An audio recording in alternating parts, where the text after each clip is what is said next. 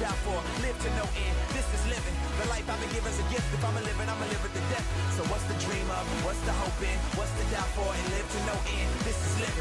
The life I've been given is a gift. If I'm a living, I'm a live with the death. Yeah. All right, what's up, y'all? Welcome to the Living Hope Agency Call. I couldn't be more excited to interview one of our special guests, new agent who has really just been crushing it as of lately, Mr. Gabe Pickett, all the way up there in Traverse City, Michigan, representing the Mitten. How we doing, Gabe? Good, Jamie. How are you doing? I'm good, man. I'm good, dude. It's excited to have you on here. Dude, tell us just a little bit of your background, what you were doing before Family First Life, how you got here, and just what some of that experience was like for you when you first got started. Yeah. I graduated high school in 2018 and, went right to college, and took me a semester to figure out that that's not what I wanted to do. So I dropped out of college, and, I was pretty good at school, and I just knew that there was something more out there that I wanted to do. And I tried every type of, making money online, entrepreneurship skill. Jamie, I'm sure you can, attest for that yourself, but, ultimately failed at, a bunch of things I tried, and, went right back into working service industry jobs, bartending. Then actually, I went to a job where I was working customer service, and it was a 9 to 5. And at that point I was there for 7 months, and I was like, you know what, this is it. Like, I'm not going to do this the rest of my life. I need to find something else. And, I saw the guy that brought me in, Josh Fochman, he's from Traverse City as well, and saw him at the gym, and he pulled up in a nice truck, and I was like, you know what, I'm going to ask this guy what he does for a living. And turns out, he joined, almost a year ago now, and he's been doing well. And, I was fortunate enough to, go under his wing and work with him in person almost every day. And he was a big help to me. And, right at the start, I got my license. I got it within a week. I was super, super adamant about doing that quick so I could just jump right in. And, at the start, it was a very slow start. I think I went like 2-3 months without even, submitting an application. And, I was pretty down about that. But looking back, I was, after trying all these things online, it was pretty clear to me that I was afraid to fail, because I've done it so many times. And, failing at something where I was like, okay, this is it. It's either this or, back to the drawing board. And I think that was a big moment for me. Jamie, actually, I wrote it down in my notes. There was a team call. It's one of the first team calls that I was on, and, that I was listening to. And you said nobody's going to come save you. And I think that was a really big turning point for me, because, you were right. It's like your business, and it's you putting in the work. It's no one else. You can have the support of a team, an agency, other people to rely on. But at the end of the day, it's going to be you that's going to, measure your own success. Your success is going to come from the work you put in. And I think that was the turning point for me, where I was like, okay, if I don't put my head down and if I don't put in the work, nothing's going to come of this. And so I just, from that moment on, I forced myself to dial every day. I was setting daily schedules, weekly schedules, setting goals for myself, and ultimately trying to fail forward, which is another point you brought up before. And from there, it's, past couple months have really picked up, and I'm really fortunate that I kind of made that realization. That's awesome, man. So one of my biggest questions for you is, was it a skill set problem where you had to learn the right words to say, or was it like a work problem where you had to actually put in parameters to hold yourself to a schedule and create disciplines? What do you think initially was the thing that held you back from finding some success? Yeah, I think definitely it was a work problem in activity level. I remember us having that conversation, and I was like, Jamie, I set 30 appointments. I've set, 35 appointments so far, and I had one person show up, and we're like, what's going on? And I'm like, am I not good at this? And well, like, if I'm setting appointments and people are agreeing to talk to me, there's something that was like disconnecting there. So it was definitely more so putting the numbers in, because this is all a numbers game. So it was more so setting those daily schedules, making sure that I was tracking my success, not only with the the families I'm helping, but more so like, okay, today I made this many dials, I got this many people to answer, and I set this many appointments. And if I were to look back in the first month or two, I was making maybe 20 to 30 phone calls a day, and then setting appointments here and there. But then at the end of the week, I had 3 or 4 appointments set, 3 no-showed, 1 answered and said F off.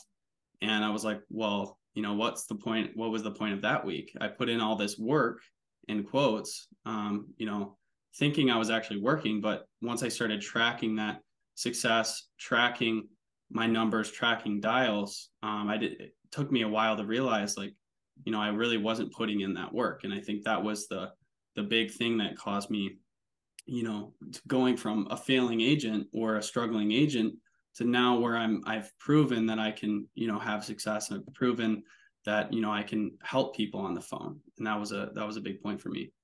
Absolutely. I think one of the big things that you kind of touched on that was really powerful there is just this idea that a lot of people, they think they're like, hey, like, Jamie, help me improve my closing percentage. And like, based on the numbers that you're talking about there, you're like, hey, I set 35 appointments, over however period of time. You said you're setting 4 or 5 a week. So that's over the course of, 6-7 weeks. And you had one show up and then the one says no. And it's like, okay, there's not much we can really do to improve the closing percentage on one appointment that you actually sat with.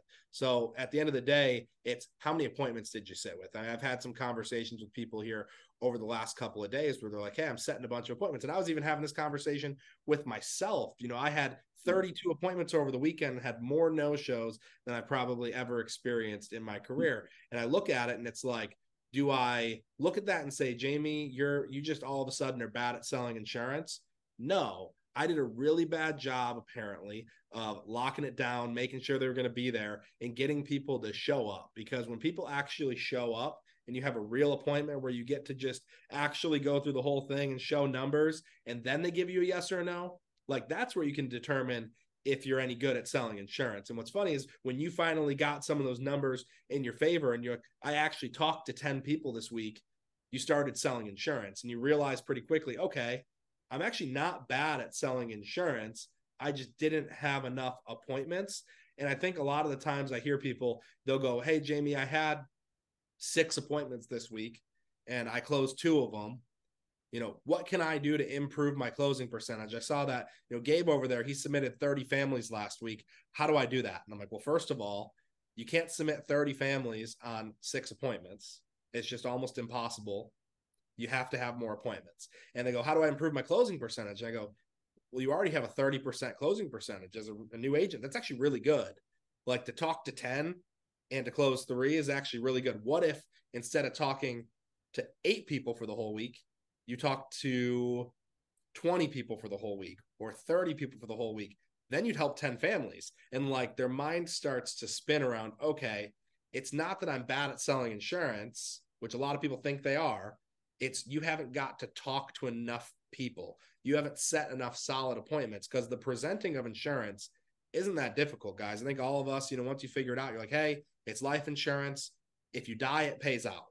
Like, it's really just as simple as that. It's not a very complicated sale. And hey, how much do you make per month? How much you got going out? What's left over? Okay, great. Here's 3 options. Which one do you want?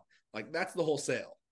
But getting people on the phone is one of the hardest things that we do. And a lot of us, we hate dialing so much that we try to spend as little time doing it as possible.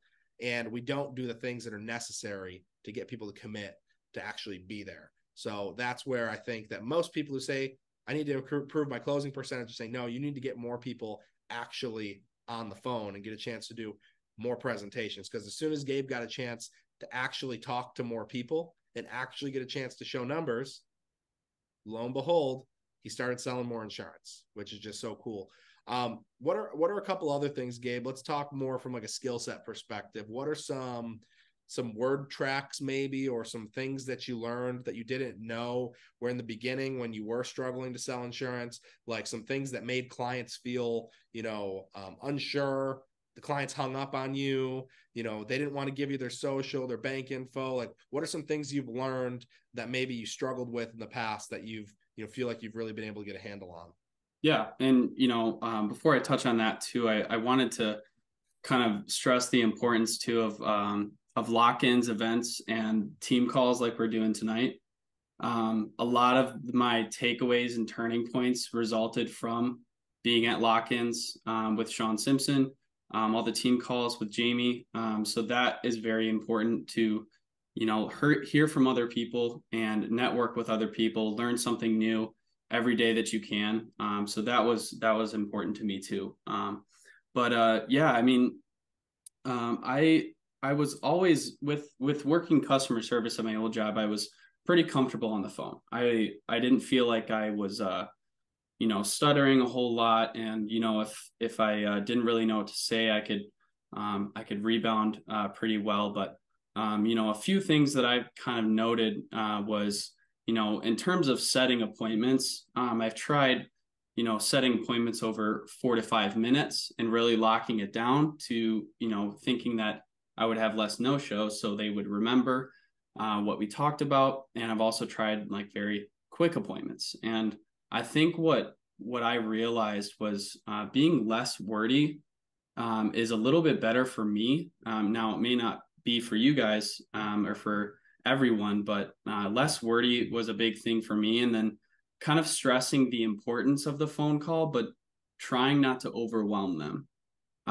So by locking it down over 4 to 5 minutes, I found that people were kind of, getting scared. They didn't want to be on the phone forever. And I started to kind of reel back what I was saying and like, hey, this is my name. This is why I'm calling. This is the information I have. I'm just calling to set up a time to go over this with you.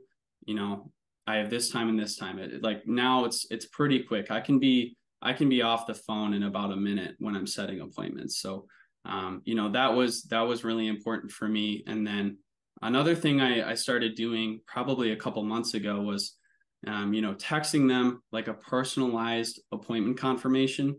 Now, you can do this with other platforms that text them for you, but I like to do it a little more personalized. This is what we talked about. This is our appointment time. Have a pen and paper ready. And then I always say, please note my license is below. And I send them my driver's license and I send them my state license. So they have both of those pieces of information. They can compare, my address, my full name, and both of those and know that I'm legitimate. And I think I've even had people recently say, oh, I really appreciate that. And I'm like, sometimes I make a joke. I'm like, yeah, you can never tell nowadays with all the telemarketers and all those pesky sales guys calling you. So that kind of takes the weight off their shoulders and there's no obligation on their end. I'm just here to show you your options. So I think that was a big thing, was setting the appointments, making it very quick to the point, stressing the importance, but not overwhelming them. And once we got into the appointment, got into the call, within the first 5 minutes, I think we've, talked about this with Drake, Jamie and Lockhart always talk about it. And it's, within the first 5 minutes, I want to get a lot of objections out of the way. So this is where the importance of setting the stage comes in, where it's like, hey, today we're going to go a couple minutes of health questions, couple minutes of the mortgage or, finance questions. And then all we're going to do is push a request to the carrier. And we're going to need your driver's license to make sure that you don't have any histories of DUI, DWI, or reckless driving. And then sometime, I'll say like that's not you, right? And then I'll say, we'll need your social. They're going to check for prescriptions and your medical report with the Medical Information Bureau. And that way we can see if your medical history aligns with their underwriting requirements. And it gives us a good idea of what carriers may or may not accept you. And then I say they'll need to validate your banking info, account and routing number to make sure no one else is trying to buy insurance in your name. And I kind of quickly explain all three of those. because I don't, we're not buying anything today. You're submitting your information because they need to verify who you are just as much as you are vetting the insurance company. And any objections I get up front, I'll explain in that moment, but I really don't give a lot of time, or I don't ask a yes or no, like, will any of those be a problem today? Or is that okay? I just say those three and I say, okay. And then I move on. So if they have an objection, they'll interrupt me or say something about it. But I almost try to make it not a big deal. This is how everyone does it. This is how every insurance company is going to ask. This is what we're doing today. And I don't really give them an option. And those two together, just setting the appointment, getting them to show up, and then, during the appointment, getting as many objections as I can out of the way so that I don't have to spend 45 minutes to an hour with them on the phone. And then they tell me, sorry, I don't want to give you that information. And I've had that a couple of times still, but it's better to find out within the first 5 minutes than 60 minutes in. Absolutely. When you do get to that point, when somebody does give you that second objection, how do you handle that? So let's say you kind of breeze through it in the beginning and they go, okay, yep, absolutely, that sounds good. But then when it comes time for you to actually collect that social security number, they go, I don't give that out to anybody. Like, what's your response? Most of the time I'll say, this is how every insurance carrier knows that you are actually who you say you are. And they're going to check your prescription history and medical history, because anyone can, fill out an application and say they don't have any medical issues. But until they can verify who you are and your medical history, there's no way that you can get any approval from any other insurance company. Mm-hmm. And that's what I would say, something along those lines for the social. And then if they give me another objection with the banking info, I always refer back, because I know that I told them in the beginning that we're going to need these pieces of information. So I'll refer back, be like, remember when I said that, and you said that it was okay, or anything along those lines. Once we get to the banking info, if they say, oh, I don't want to give you that, I always bring up that one, even if you wanted to buy today, you can't.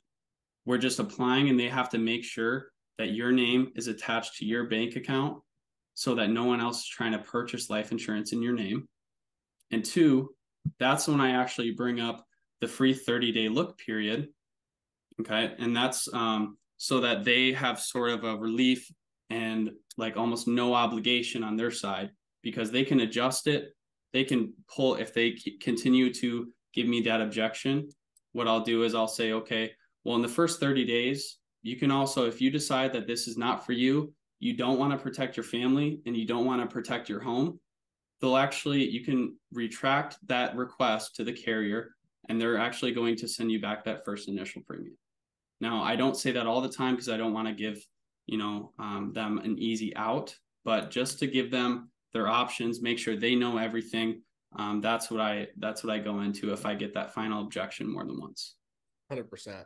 I think the biggest thing, I'm assuming the way that you're explaining it to me is probably the same tone in which you're taking with the client. And the thing that I'm noticing is you're not up here, you're down here. You're like, hey, listen, like this is exactly what we talked about here in the beginning. It's not a big deal, not a big deal, not a big deal. And you're increasing the credibility by obviously explaining the process, reducing the sales pressure by not like getting emotional and like talking super fast, trying to like, hey, listen to me, like, hey, this is exactly what it is. Like that gets people nervous when you get nervous when they have an objection. And I think that I've talked about this in previous calls.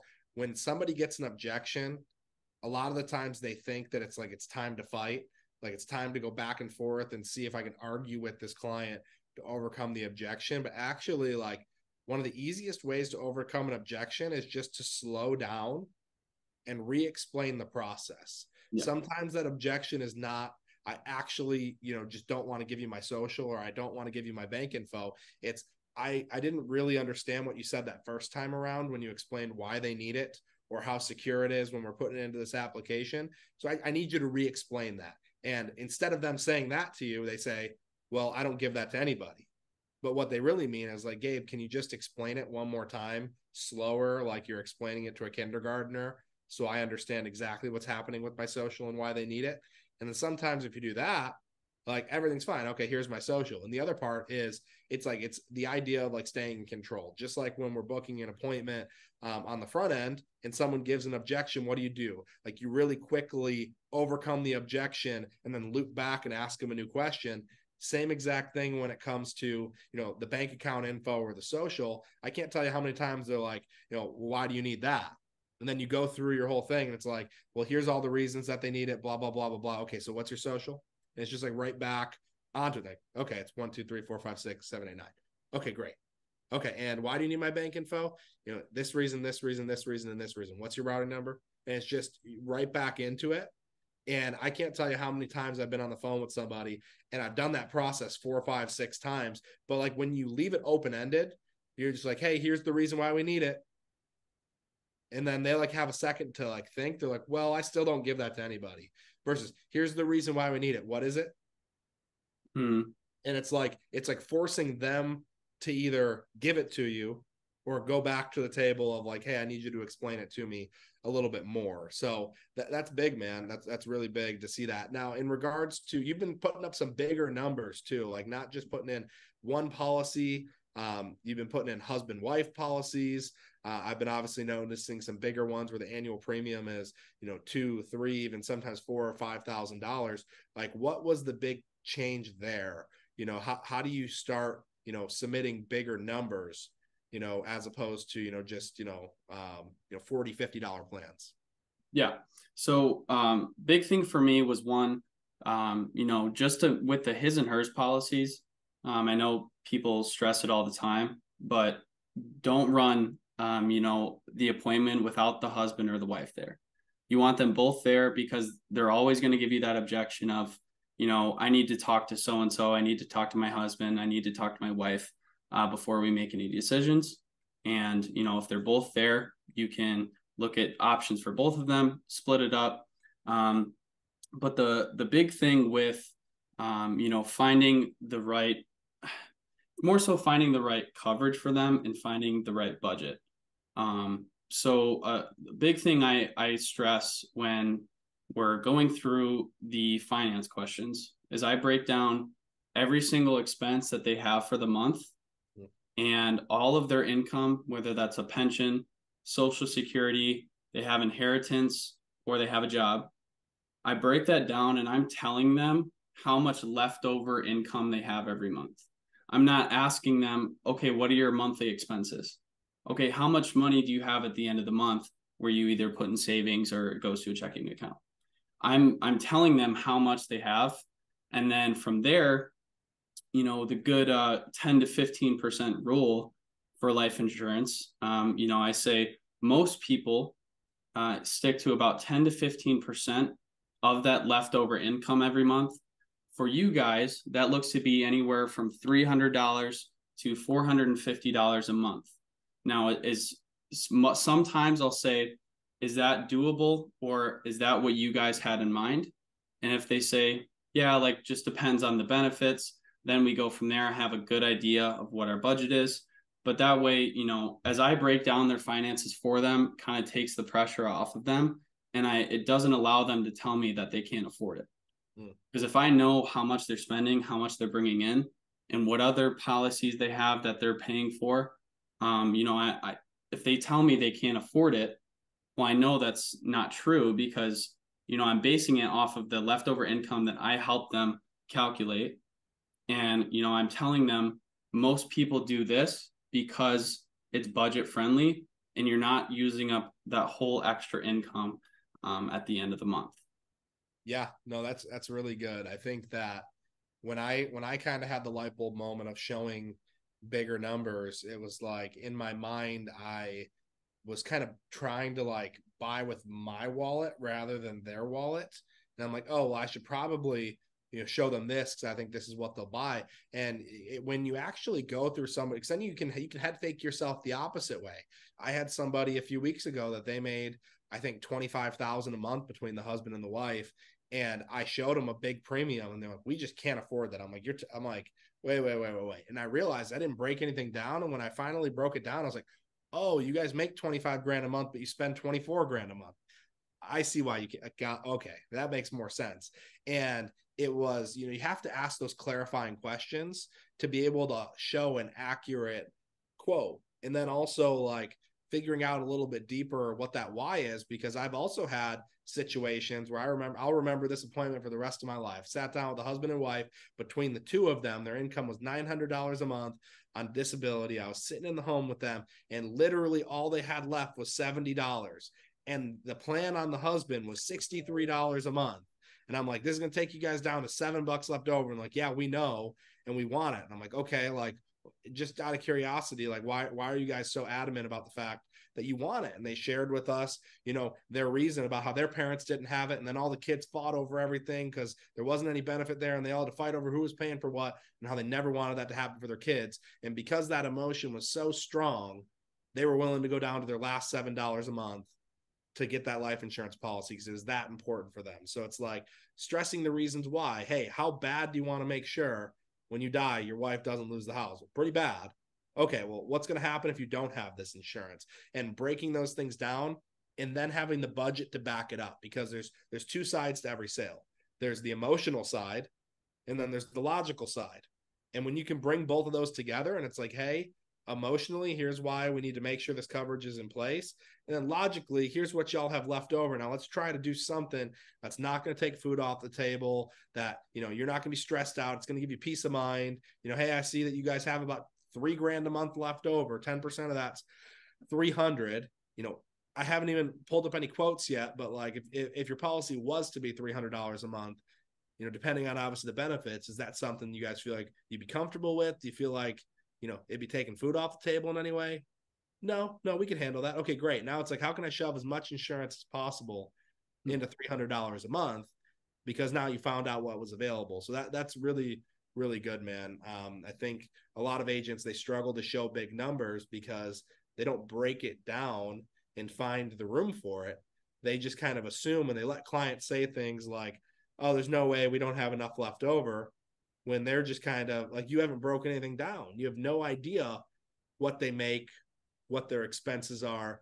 I think that's big. People are afraid to ask about finances, but you got to get real with people and then break it down even further with husband and wife of like, okay, what's going to be the survivor's income? Like, you guys got good income today, but if husband passes away, if Bob passes away, Mary, what's your new income going to be? Mary, if you pass away, what's Bob's new income going to be? And hey, Bob, if you pass away, Mary's going to be negative 2,000 every month. Do you see why something like this would be valuable, right?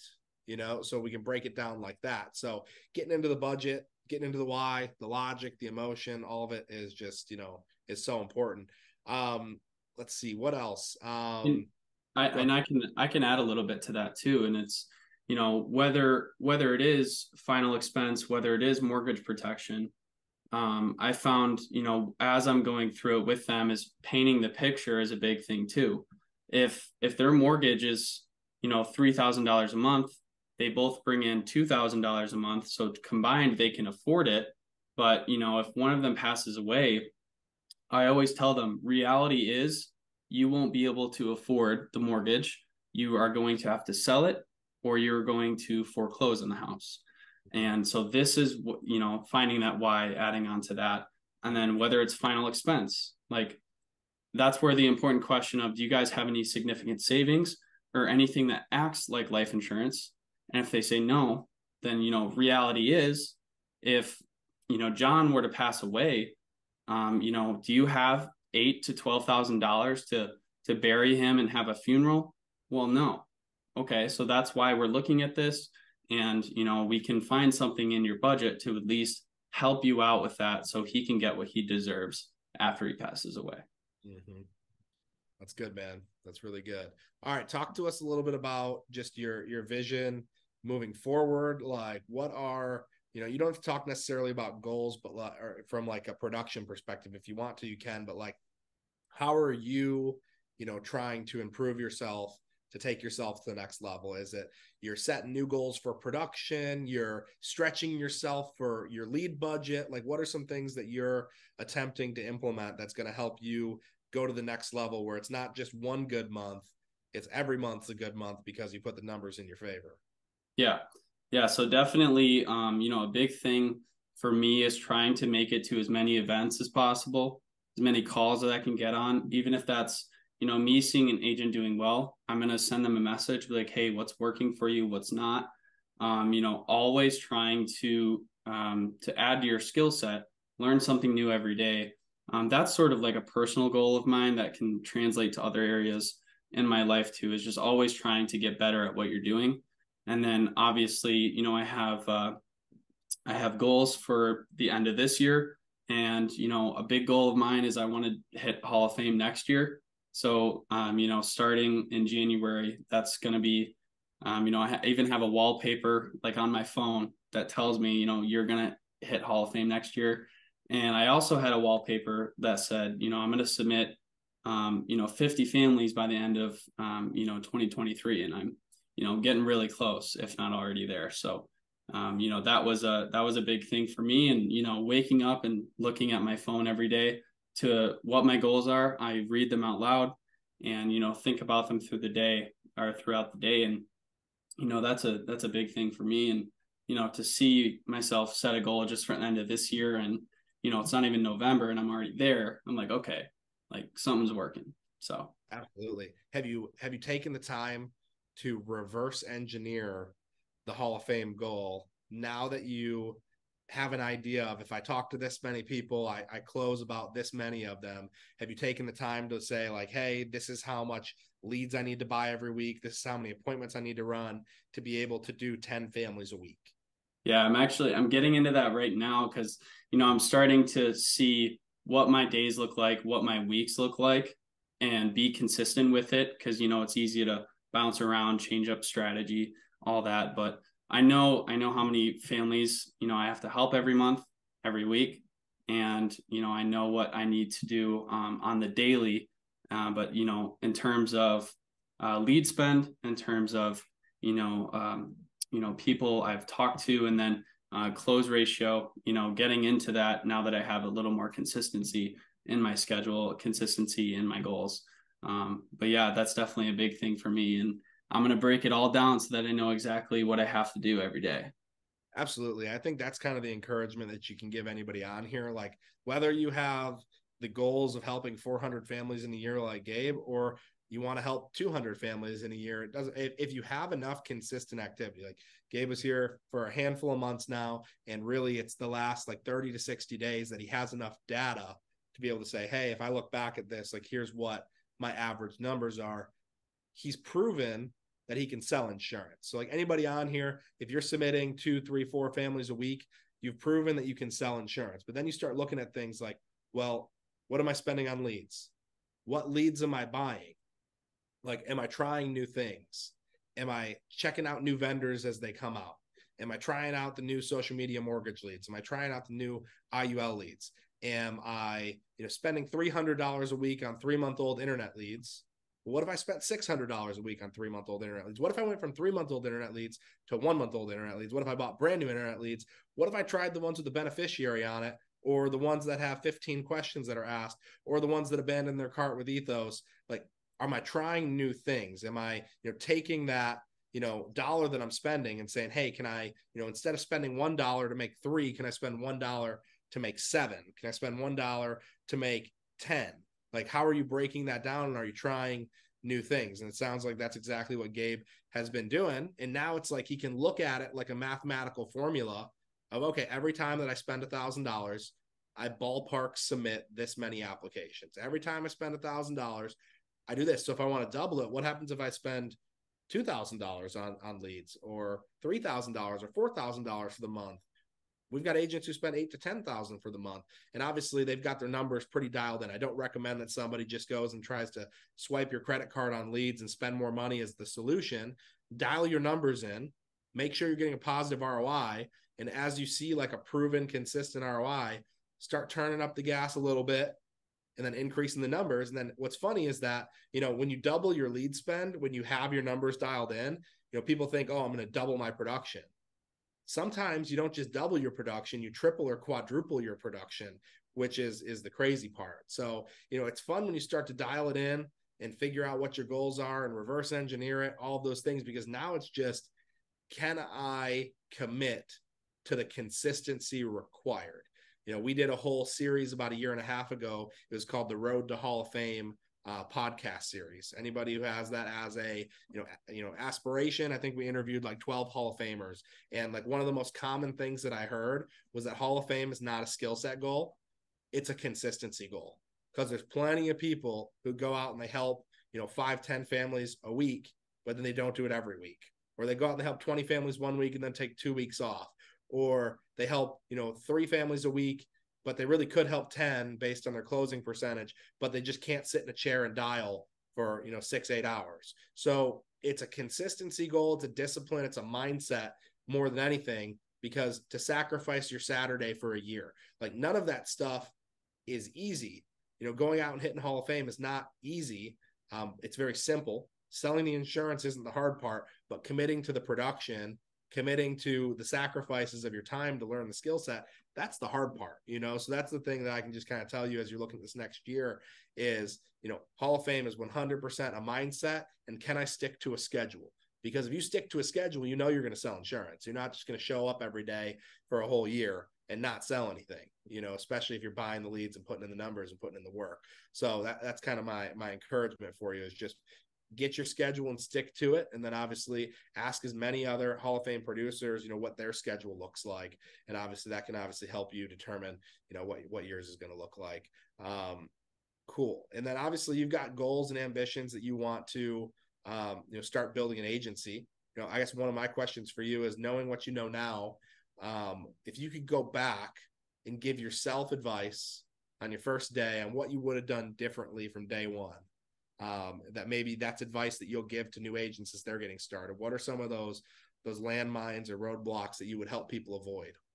Yeah. And I think the big thing that I would tell myself, instead of just generally saying, force myself to dial or force yourself to dial, setting a daily schedule was a big thing for me.